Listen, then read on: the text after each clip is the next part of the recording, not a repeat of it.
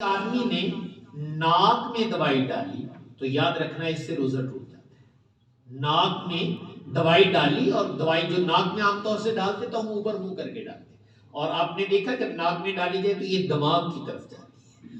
تو یہ اللہ تعالیٰ نے کچھ راستے بنائے ہیں، ناک ایک راستہ ہے، یعنی یہ اللہ نے سوراخ بنایا ہوا ہے، تو یہ اللہ تعالیٰ کی طرف سے بنائے ہوئے راستے ہیں۔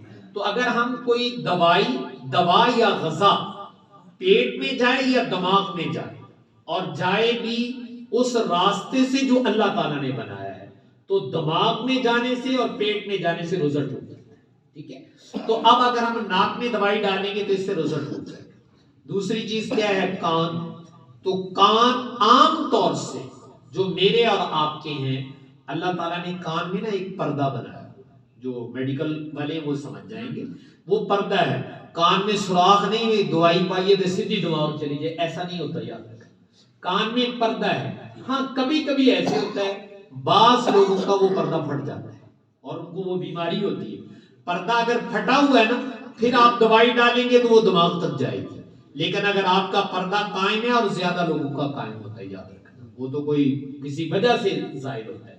اگر پردہ قائم ہو پھر دوا یہاں ڈالی جائے تو اس سے روزہ نہیں۔ کان میں دوائی ڈالی جائے، پردہ موجود ہو، یہ ذرا میری شرط ذہن میں رکھیے گا، تو پھر روزہ نہیں ٹوٹے گا، ٹھیک ہے۔ ناک میں ڈالیں گے ٹوٹ جائے گا۔ تیسری چیز ادھر کون ہے؟ آنکھیں۔ آنکھوں میں ڈالنے سے بھی کچھ نہیں ہوتا ہے، اس سے بھی روزہ نہیں ٹوٹے گا۔ تو گیا کان، آنکھوں میں ڈالنے سے کچھ نہیں ہوتا، ناک میں ڈالنے سے ٹوٹے گا۔ اب کون آ گیا؟ منہ آ گیا۔ تو منہ کے ذریعے سے تو بھائی جب ہم کچھ ڈالیں گے، چاہے دوائی ڈالو تو چاہے روٹی ڈالو، تو کچھ اوپر کو اور نیچے کو جائے گا، وہ تو روزہ